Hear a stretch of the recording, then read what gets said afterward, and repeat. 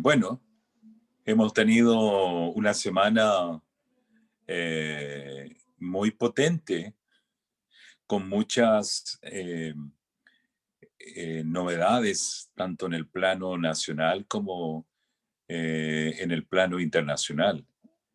La verdad que esta última semana ha sido con mucha información, con muchos hechos sucediendo en distintos lugares de la humanidad.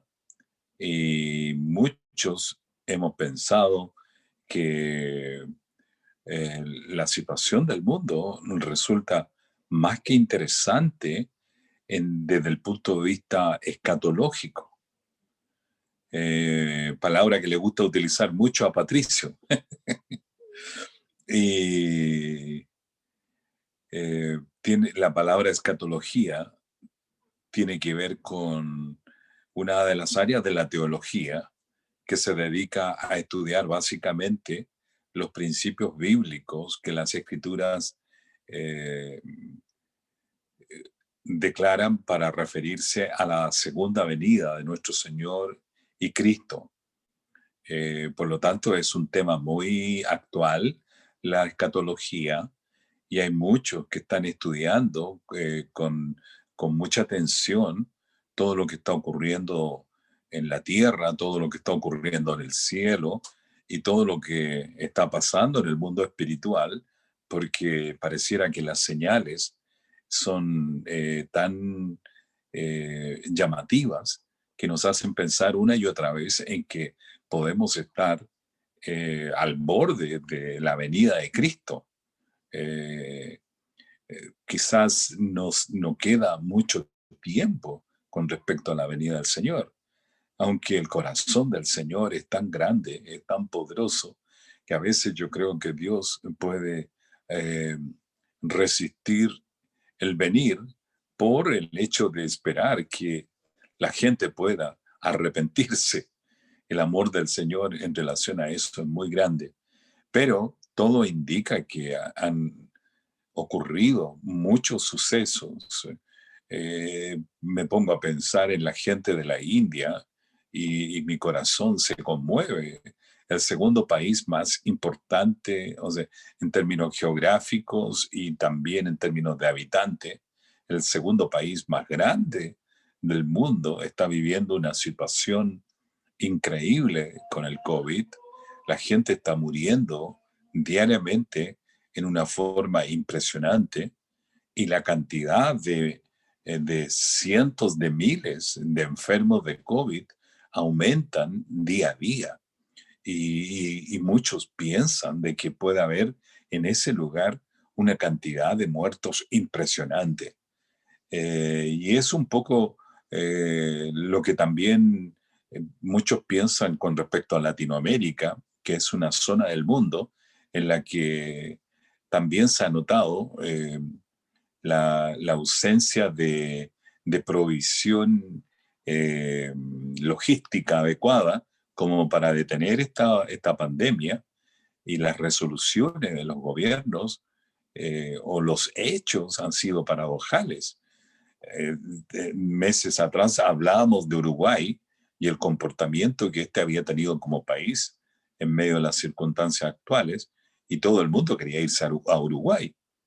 Y en este instante todo el mundo quiere arrancar de Uruguay porque la situación también se ha salido de las manos, y la gente también está sufriendo mucho. En Brasil se determinó que el presidente tenía que dar cuenta de las circunstancias eh, y el manejo que ha hecho de la pandemia, y quien, la Corte Suprema ordenó una investigación, y quién va a oficiar a cargo de esa investigación se dice que es uno de los principales enemigos que tiene el presidente. Por lo tanto, eh, se habla en el plano político de situaciones complejas para Brasil, no solamente en el ayer, no solamente en el hoy, sino que pareciera que pueden ser más complejas en los próximos meses. Entonces vivimos un mundo muy agitado En nuestro propio país también hemos tenido nuevamente situaciones y tropiezos gubernamentales importantes, una serie de desafortunadas acciones gubernamentales, y como resultado de eso, el país, eh, días atrás, muchos pensaban que en cualquier instante quizás podía ocurrir cualquier cosa, porque se veía una situación muy, muy difícil y compleja, y pareciera que el 10% ha puesto como un torniquete, ha detenido un poco el agua que parecía estar saliendo por todos lados. Entonces, ¿qué es lo que es todo esto? Todo esto es una situación muy compleja que hace pensar que el Señor puede estar a las puertas. Y la palabra del día de hoy en Santiago, a partir del versículo 7, habla un poco acerca de la necesidad para la iglesia a la que le escribe Santiago, eh, la necesidad de tener paciencia frente a las circunstancias, algo que en términos generales a la gente le cuesta mucho. Hemos visto las acciones, las actitudes en el último tiempo en nuestro país y en el mundo, cómo la impaciencia se ha notado y cómo las acciones de las personas conllevan cuadros de violencia, cuadros difíciles de contener, de- y que reflejan claramente la crisis espiritual que la humanidad tiene. Entonces aquí en Santiago, en el capítulo 5, versículo 7, Santiago escribe: amados hermanos, tengan paciencia mientras esperan el regreso del Señor. Piensen en los agricultores que con paciencia esperan las lluvias en el otoño y la primavera. Con ansias esperan a que maduren los preciosos cultivos. Ustedes también deben ser pacientes. Anímense porque la venida del Señor está cerca. Hermanos, no se quejen unos de otros o serán juzgados. Pues miren, el juez ya está a la puerta. Amados hermanos, tomen como ejemplo de paciencia durante el sufrimiento a los profetas que hablaron en nombre del Señor. Honren en gran manera a quienes resisten con firmeza en tiempo de dolor. Por ejemplo, han oído hablar de Job, un hombre de gran perseverancia. Pueden ver cómo al final el Señor fue bueno con él, porque el Señor está lleno de ternura y misericordia. Pero sobre todo, hermanos míos, nunca juren por el cielo, ni por la tierra, ni por ninguna otra cosa. Simplemente digan sí o no, para que no pequen y sean condenados. Padre, te damos gracias por esta palabra. Oramos en el nombre de Jesús. Señor, que la gracia de tu Espíritu nos ilumine y que esta palabra, Padre, pueda dejar enseñanzas a nosotros, los hombres, Señor, sobre cuál es la clase de comportamiento que tú esperas que tengamos en este tiempo. Te damos gracias por este momento y creemos que tu gracia está en nosotros, que tu Espíritu, Padre, va a bendecir nuestro corazón con esta tu palabra. Por Jesucristo oramos.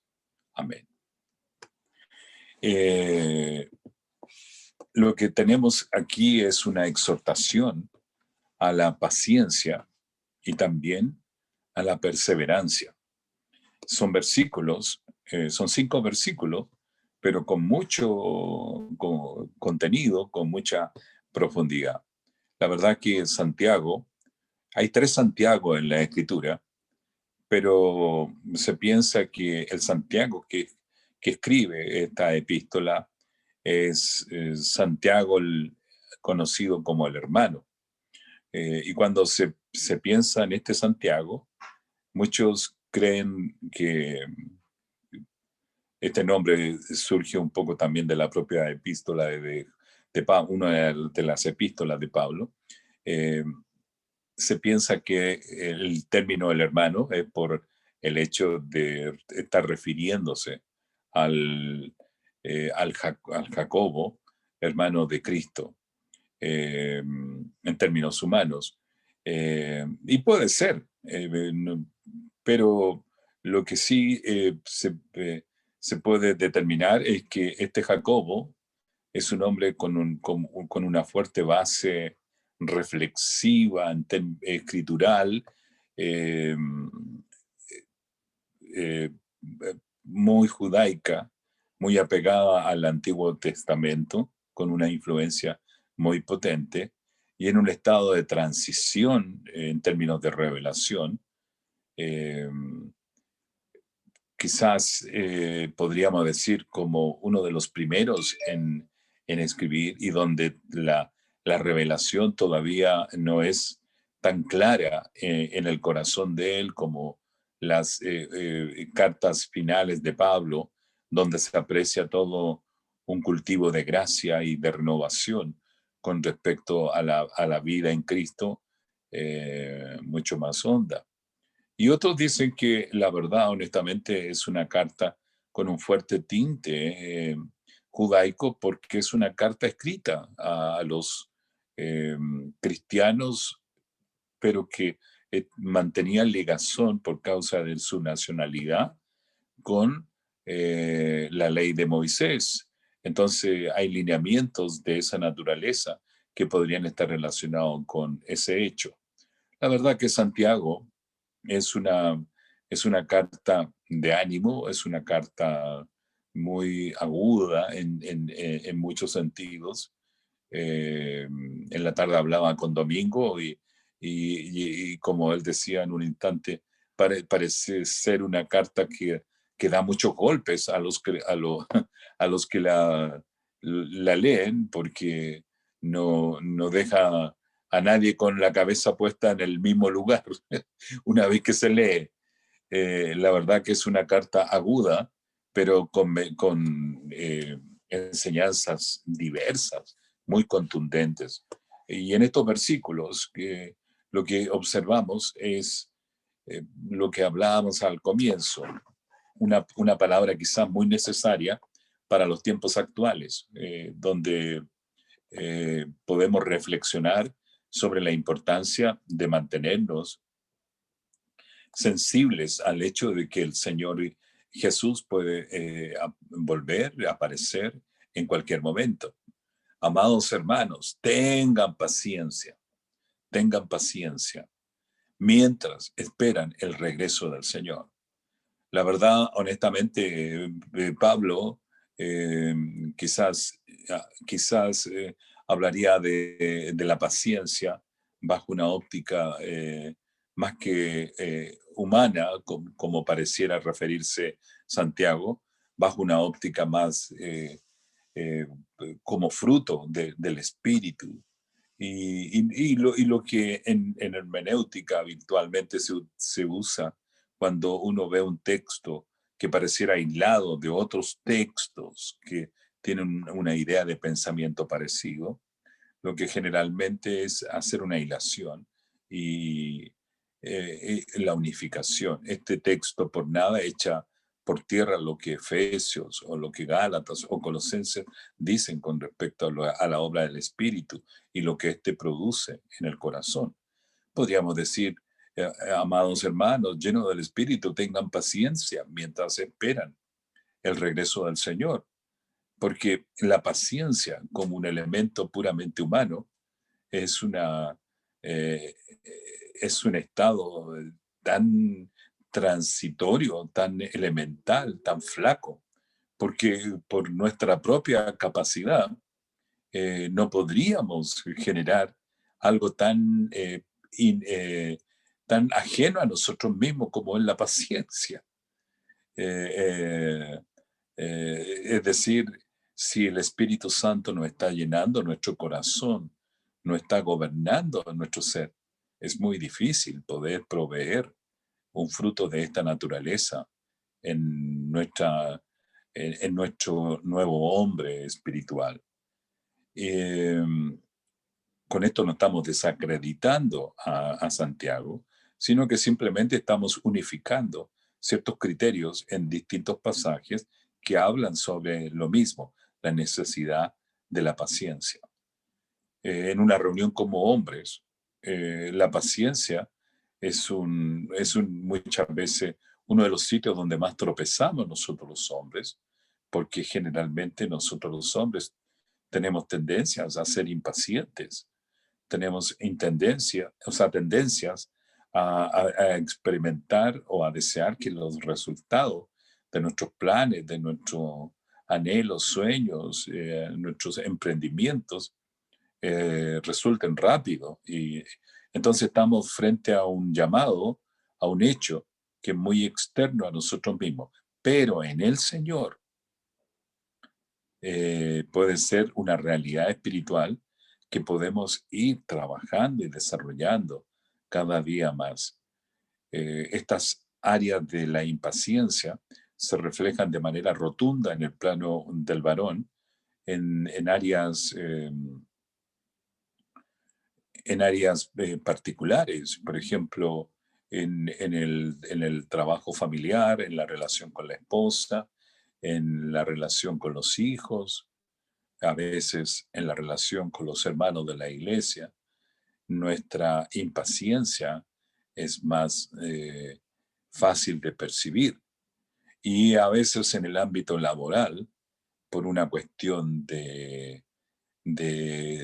sentido común, tratamos de desarrollar un yo público que muchas veces es ajeno a nosotros mismos en términos inherentes, pero de pronto hay ciertas circunstancias que hacen que surja ese yo íntimo y muchos quedan sorprendidos que, qué sé yo, que Daniel, que Francisco o que Jorge u otro, o Juan Carlos, si ustedes lo hubieran visto cómo reaccionó en tal circunstancia, yo quedé tan sorprendido porque este hermano se veía como tan tranquilito, o en el trabajo. No, él es un trabajador, pero un hombre extraordinario, una persona que jamás cambia, nunca se enoja, nunca muestra gestos de impaciencia. Pero son planos a veces que tienen que ver más con puntos de desarrollo público, pero no necesariamente con lo inherente a nosotros. Por, y donde se notan más estos detalles, como recién decía, en situaciones como, por ejemplo, la familia, en cuestiones relacionadas con la vida matrimonial, en plano íntimo, en cuestiones relacionadas con la familia a veces natural, o en situaciones donde nos sentimos plenamente naturales. En aquellos estados podemos realmente hacer una medición y ver realmente cuán pacientes somos.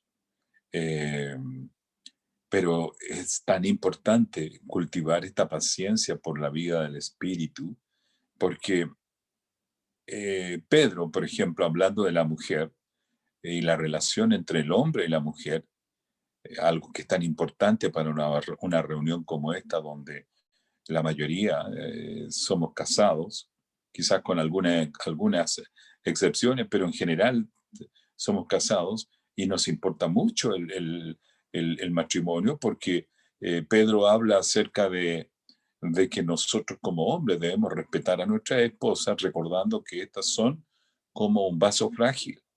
Y nosotros los hombres a veces lo olvidamos y tenemos tendencias a ser fuertes de carácter, tenemos tendencias a hablar en forma agresiva o a levantar la voz en la casa. Y a veces la voz de algunos es tan fuerte que son capaces hasta de quebrar las copas de vino, algo tan importante para nosotros, ¿cierto? y, y es porque estamos dándole lugar muy fuertemente a la carne y estamos recordando algo, estamos pasando algo por alto que puede modificar hasta nuestra posición espiritual y crear obstáculos a nuestra vida de oración, como dice Santiago, Pedro en el capítulo 3, que una situación de maltrato en el ámbito del hombre para con la mujer puede provocar que nuestras oraciones no tengan respuesta por ese hecho. Entonces, es muy importante la manera en que un hombre ha de tratar a su esposa, porque va a determinar su propia situación de orden espiritual. De la misma manera, nosotros los hombres tenemos que tener cuidado cómo tratamos nuestros hijos. Eh, Quizás a lo mejor si hacemos una estadística en el grupo vamos a encontrar hijos con distintas edades y cualquiera sea la edad de nuestros hijos, tenemos que tener cuidado cómo les estamos tratando, porque esto va a determinar mucho el origen de su seguridad, su respuesta emocional a las circunstancias y su propia forma de reaccionar ante las circunstancias de la vida. Todo esto siguiendo el esquema natural que habitualmente los expertos en la conducta humana dicen que es el reflejo del Padre en el Hijo, lo que hace que éste actúe como actúa en la vida cotidiana. Es decir, los hijos que nos miran a nosotros, los padres, eh, como dioses en sus primeros años, pueden desilusionarse a medida que crecen cuando ven que la naturaleza del Padre cambia rápidamente en momentos de decepción, en momentos de error, en momentos de fallas. Entonces, frente a esto, también podemos utilizar la necesidad de paciencia. Paciencia en el trabajo, paciencia en el matrimonio, paciencia en el trato con nuestros hijos, en la reacción de estos en su proceso de crecimiento y desarrollo, paciencia en el trabajo y las deliberaciones eh, propias que a veces ocurren en el ámbito del trabajo que no nos dejan contentos como quisiéramos, paciencia frente a una sociedad inestable, carente de estabilidad, carente de respuestas concretas como las que nosotros de pronto quisiéramos en una u otra área. Paciencia, paciencia frente a este mundo inestable, frente a una enfermedad desgraciada como la que existe, que provoca tanto dolor en familias que pierden de pronto a un padre, que pierden de pronto a una madre, que pierden de pronto hijos, que se desarman, que se destruyen, que se vienen abajo por esta enfermedad. Entonces, paciencia frente a este mundo que pareciera estar cayendo a pedazos, paciencia. Pero vuelvo al punto inicial, no somos capaces de generar paciencia. La única fórmula es llenos del Espíritu Santo. En marzo del año pasado, cuando comenzó todo, nosotros dijimos desde el púlpito, yo varias veces lo repetí y en el transcurso del año también reactivé esta enseñanza de que la espiritualidad que nosotros teníamos antes de ingresar a la pandemia no nos iba a servir para enfrentar estos tiempos. Y los tiempos difíciles pueden ser todavía peores. Por lo tanto, requerimos de una espiritualidad superior. Y esta espiritualidad superior va a venir solamente con una intimidad mayor entre nosotros y el Padre, entre el estar yendo al Padre una y otra vez, en estar buscando al Padre una y otra vez y en dejar pecados que como hombres a veces hemos cultivado en el anonimato y los tenemos ahí como los santos de las iglesias en días particulares que están cubiertos con qué sé yo, con telas que cubren su identidad. Así también nosotros tenemos de pronto pecados ocultos que pueden estar afectando nuestra identidad y nuestra espiritualidad. Todos estos hechos son hechos necesarios, sacarlos de nuestra vida, atacarlos. ¿Por qué? Porque el regreso del Señor es una realidad espiritual en la que necesitamos pensar más cada día que pasa, porque cada día que pasa nos acerca al hecho más importante que el mundo ha de vivir en el futuro, que es cuando Cristo vuelva y ya vuelva en un carácter distinto, ya no como el que vino 2000 años atrás para proyectar su entrada a la humanidad, predicar el Evangelio, terminar en la cruz, clavado por la deuda de pecado existente entre el hombre y el Señor, y posibilitar, ¿cierto?, la clase de vida espiritual que hoy día podemos esperar en nuestra vida por creer en esos hechos, por creer en el Cristo mismo, por comer de su carne y beber de su sangre. Entonces, estos principios bíblicos, Santiago, son tan importantes. Santiago dice, piensen en los agricultores que con paciencia esperan las lluvias en el otoño y la primavera. Con ansia esperan a que maduren los preciosos cultivos. Esto es un hecho cierto. El campo es muy bello. Hablábamos recién las experiencias que hemos vivido en el pasado, cosas hermosas han ocurrido en nuestro tránsito por aquellos sitios. Y muchas veces vimos a la gente trabajando la tierra y creemos que los frutos que muchas veces comemos son el fruto casi instantáneo de algo, cuando en realidad es un proceso que requiere mucha paciencia de quienes trabajan en el lugar de toda una acción de cultivo y de trabajo en el año, para que cuando llegue el tiempo de la cosecha, la madurez de estos frutos sea de la mejor calidad. Versículo 8, nuevamente la misma exhortación. Ustedes también deben ser pacientes. Anímense, porque la venida del Señor está cerca. Es decir, una reiteración de un hecho ya transferido a nosotros, revelado a nosotros, pero en el que debemos pensar una y otra vez. La venida del Señor está cerca. Quizás es el momento de colocar mensajes de esta naturaleza en nuestras casas, en un espejo, en algún muro, en una puerta. Recordar este hecho. Estemos pensando, la venida del Señor está cerca. Estemos alineados con esta realidad espiritual. El Señor puede venir en cualquier instante. No lo olvidemos. No dejemos que los elementos focales con que vive el mundo, las influencias que éste transfiere a través de los medios de comunicación, reemplacen esta idea de fondo tan importante que ha de estar presente en nosotros más que nunca en nuestro ser. Pensemos, hay que ser perseverante en esto. La perseverancia significa una actitud que es inconmovible, inamovible, que se mantiene siempre en pos del objetivo. Y nuestro objetivo es estar pacientes, aguardando el hecho de que Cristo en cualquier instante va a aparecer. Versículo 9, hermanos, no se quejen unos de otros o serán juzgados, pues miren, el juez ya está a la puerta.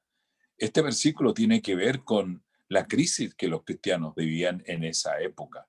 Era una crisis no menor, estaban siendo perseguidos, estaban siendo objeto de maltrato por la cultura vigente que no quería aceptar este tipo de enseñanza. Recuerden que Santiago está escribiendo básicamente a las tribus de judíos creyentes.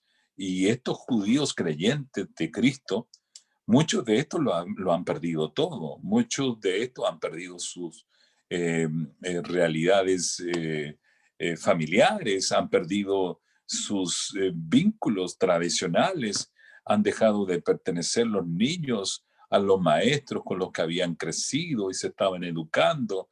Es decir, están viviendo situaciones muy complejas y muchos están siendo llevados a los jueces para ser juzgados y hay murmuraciones sobre quiénes pueden ser los que verdaderamente están usando, qué sé yo, información falsa para poder ellos librarse del ser acusado. Es decir, hay razones como para que entre ellos eh, hayan molestias, hayan entredichos. Es un tiempo tan difícil el que la iglesia vive, que es tan distinto al espacio de libertad plena que nosotros tenemos en una cultura como la nuestra, donde no tenemos ningún conflicto para predicar el Evangelio, no tenemos ninguna dificultad para seguir viviendo el cristianismo, no tenemos ninguna dificultad para acceder a los medios y transmitir nuestros programas,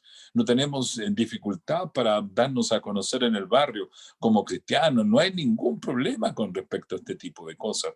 Y si lo comparamos con lo que los hermanos vivían en la época en la que escribe Santiago, wow, qué distinta la situación, qué duro cómo ellos vivían. Y esta situación fue increciendo, porque después de Santiago, a lo mejor podrían haberse escrito otras epístolas, traducido otras epístolas que relataran lo que pasaba en el primer siglo, al término del primer siglo, lo que ocurrió en el 120, en el 140, en el 180, años que fueron muy difíciles para la iglesia y donde muchos hicieron que las aceras de las calles se llenaran de sangre por los cadáveres de los cristianos que eran mal utilizados o que eran objeto de escarnio y de sacrificio por el solo hecho de creer en Cristo.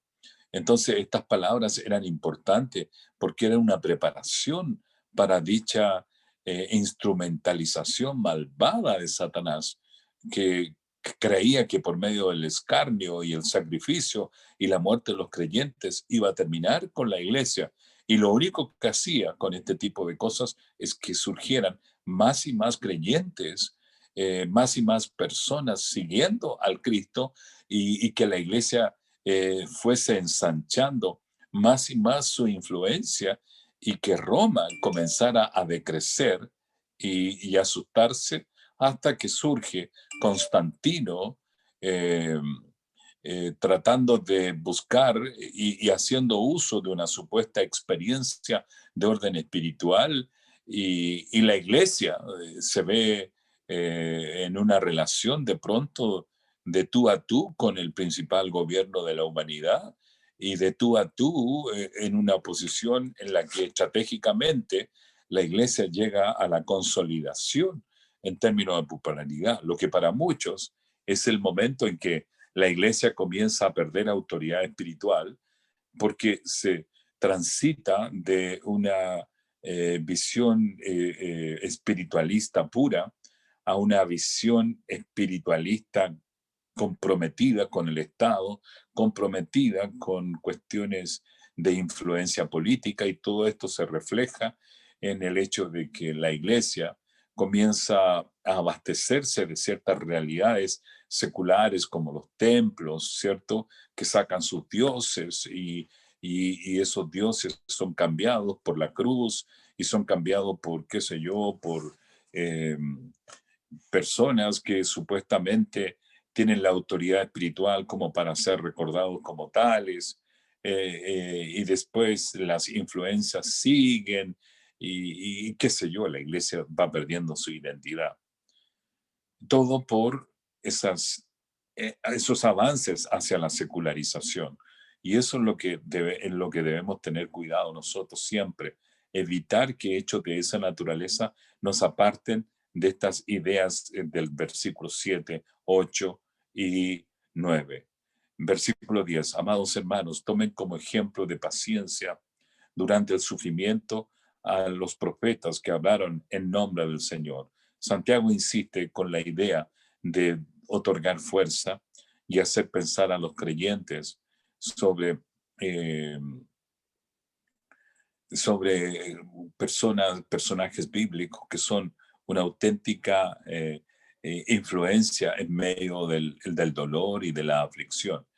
Y el apóstol o sea, en este caso, quien escribe, hace pensar en alguien tan importante eh, como los profetas, que muchos de estos entregaron lo que eran o pasaron por situaciones muy difíciles, como un Jeremías, a quien se le habla como el profeta llorón, por el hecho que habitualmente estaba llorando al ver la condición espiritual de Israel, o un Ezequiel que vivieron, tantos profetas que vivieron en realidad momentos de dificultad. A veces mencionar nombres es un poco injusto para la vida habitual del profeta, que no era una vida fácil, era una experiencia donde el sufrimiento estaba siempre presente, un cuadro que muchas veces cuesta entender. ¿Por qué Dios nos hace pasar por experiencias de sufrimiento y a veces experiencias tan duras? Como por ejemplo la del versículo 11, donde Santiago cita a un personaje que es como el ejemplo del cuadro contextual del pasaje que estamos estudiando sobre la paciencia. Dice, honramos en gran manera a quienes resisten con firmeza en tiempo de dolor, recordando un poco lo que recién menciona, los profetas, que es el gran ejemplo. Pero también él sitúa a Job diciendo, por ejemplo, ¿han oído hablar de Job? Y podría decirle yo lo mismo a ustedes. ¿Han oído hablar de Job? Me imagino que sí, ¿cierto? Probablemente han leído el libro. Es un libro bastante largo, pero es un libro que revela a veces lo que es la resistencia del hombre en medio de la aflicción y cómo esta resistencia es el fruto muchas veces de la acción misma con propósitos específicos sobre quién está padeciendo, sobre quién está sufriendo. Y Dios tenía un propósito con Job.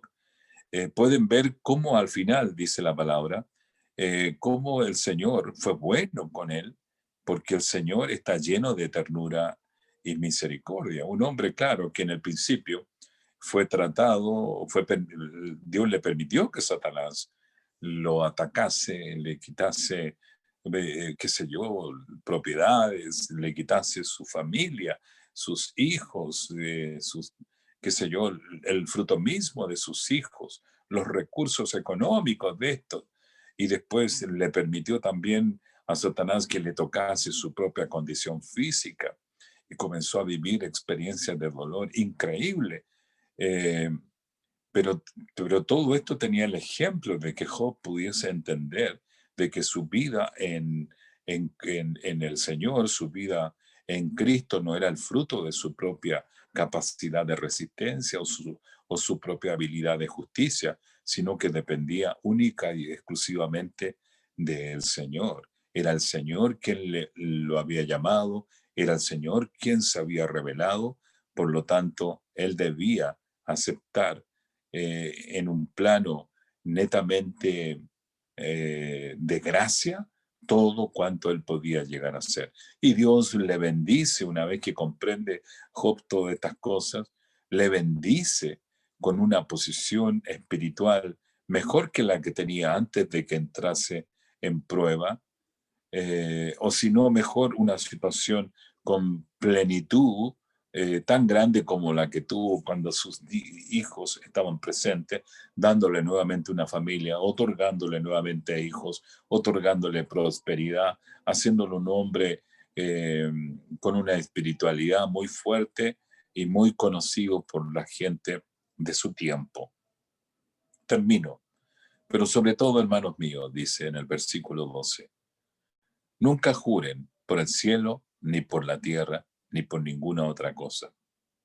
Digan simplemente sí o no, para, no que, para que no pequen y sean condenados. Las figuras, el Nuevo Testamento tiene dos, o sea, perdón, no es el Nuevo Testamento, el libro de Job.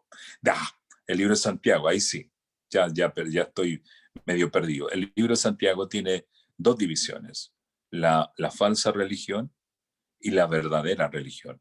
En esta parte estamos hablando de la falsa religión. Y la falsa religión es una aplicación generalmente humana con ideas, con hechos, enseñanzas propias de los hombres, y donde habían cuestiones como estas, del jurar, del actuar basado en ciertas normas propias de la cultura religiosa.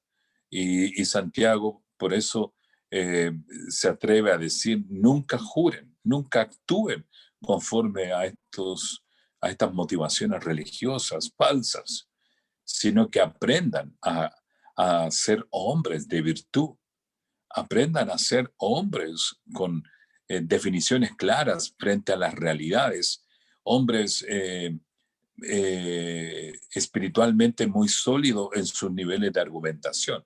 No requieren jurar para ser este tipo de personas, sino que requieren ser personas siempre con una misma clase de actitud frente a todos los hechos de la vida. Nada oculto, nada en una segunda posición, nada que pudiese estar guardando una subrealidad. En Cristo Jesús necesitamos, sobre todo en este tiempo en el que el Señor está tan cerca, necesitamos ser personas en una sola dirección. Así que, como ustedes pueden ver, es un llamado a la paciencia, es un llamado a la perseverancia, es un llamado a una vida superior en Cristo por medio del Espíritu de Dios. No somos capaces, por medio de nuestra propia realidad, en vivir este tipo de experiencias. Requerimos profusa y profundamente la acción del Espíritu Santo, gobernando nuestra vida para llevarnos a esa clase de vida en Cristo que puede ser el factor determinante para estar aguardando la venida del Señor, para permanecer frente a los hechos cotidianos en una postura espiritual tal que nuestro testimonio eh, pueda soportar lo que esté ocurriendo, confiando no en nosotros mismos, sino que en la fortaleza que el Espíritu de Dios puede otorgarnos. Recuerden, somos sí, sí o no, no, nunca la postura intermedia. Padre, gracias te damos en esta noche por esta palabra.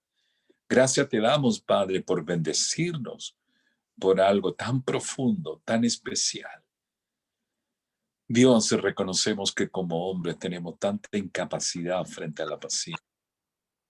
Somos personas con reacciones tan propias, Señor, de la carne saliendo de nosotros, en contra de la familia, en contra de la esposa, en contra de los hijos, en contra de la familia natural, Señor, en contra a veces de personas hasta de la iglesia. Padre, perdónanos por las cosas que han habido en nuestro ayer, errores, Señor, gravitaciones negativas que han surgido en nosotros. Líbranos de estos hechos y, Padre, permítenos que la plenitud del Espíritu garantice, Señor, una postura, una personalidad en Cristo distinta. Danos, Señor, de ti. Padre, yo ruego por mis hermanos que cada uno de ellos pueda ser lleno del Espíritu Santo. Que ninguno de nosotros, Padre, dependa de nosotros mismos, sino que todos podamos depender estrictamente de ti, Padre, sabiendo que de ti viene la victoria, sabiendo que de ti viene la gracia, sabiendo que de ti, Padre, puede surgir la clase de fortaleza que nos permita resistir aún las peores circunstancias que la vida de pronto pueda colocar a nuestro alrededor. Por favor, Señor, ayúdanos para aguardar la venida de nuestro Señor. Ayúdanos para estar lo más cerca de usted. Y gracias, Señor, por darnos esta expectativa de esperanza que surge por medio de su palabra. En Cristo Jesús oramos, Señor. Amén. Amén.